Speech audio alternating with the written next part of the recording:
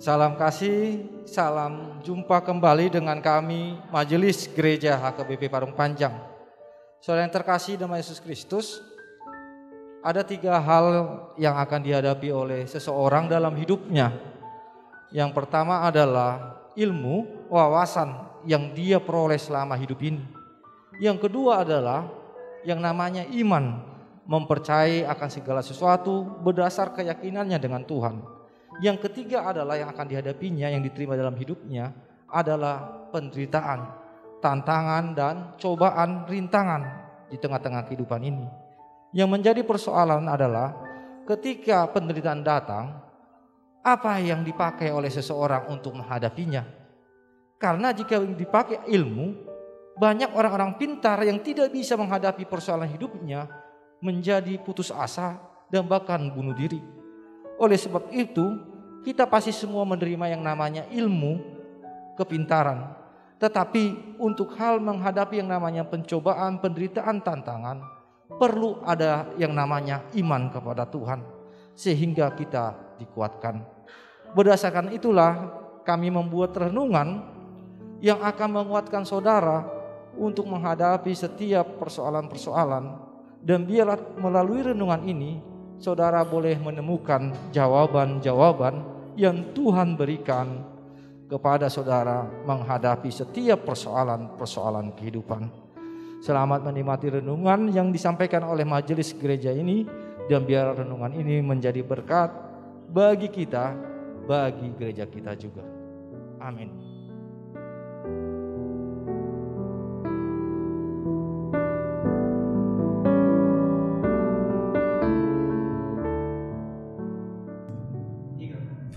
Salam, selamat pagi. Kita bertemu kembali dalam kasih dan anugerah Tuhan pada pagi hari ini. Marilah kita satukan pertemuan kita dengan firman Tuhan. Marilah kita berdoa. Terima kasih Tuhan atas pagi yang baru yang Tuhan berikan, dan biarlah kami menjalaninya dengan firman Tuhan. Oleh sebab itu hadirlah Tuhan, ajarilah kami, bimbinglah kami, agar kami Tuhan memahami firman Tuhan. Terima kasih Tuhan, di dalam Kristus Yesus kami berdoa. Amin. Saudara yang terkasih, firman Tuhan yang menyapa kita pada pagi hari ini tertulis dalam 1 Korintus 7 ayatnya yang ke-23. Demikianlah firman Tuhan. Kamu telah dibeli dan harganya telah lunas dibayar. Karena itu janganlah kamu menjadi hamba manusia. Sekali lagi, kamu telah dibeli dan harganya telah lunas dibayar. Karena itu janganlah kamu menjadi hamba manusia. Demikianlah firman Tuhan.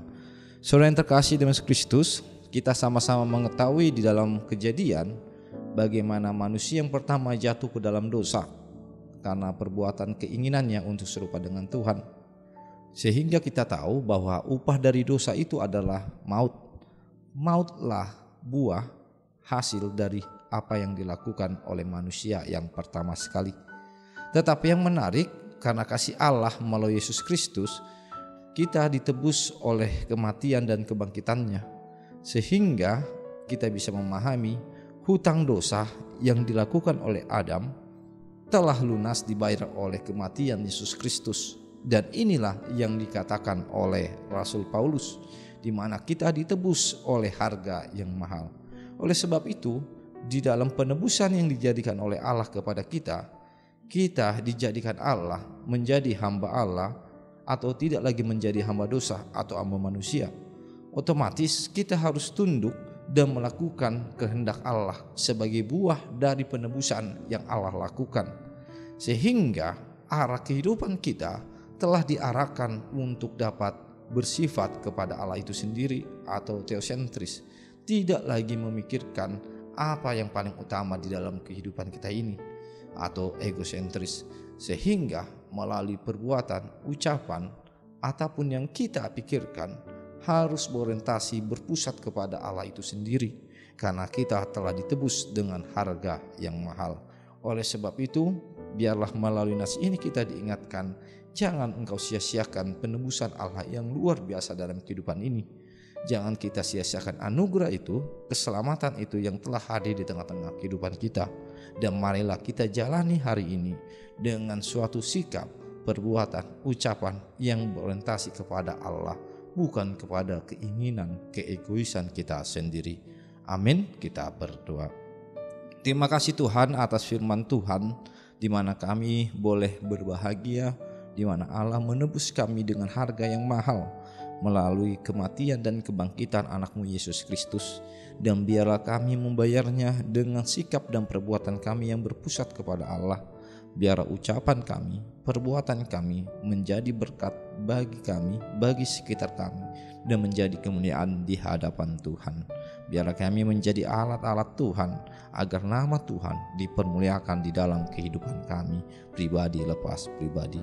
Terima kasih Tuhan, di dalam Kristus Yesus kami berdoa kepadamu. Amin.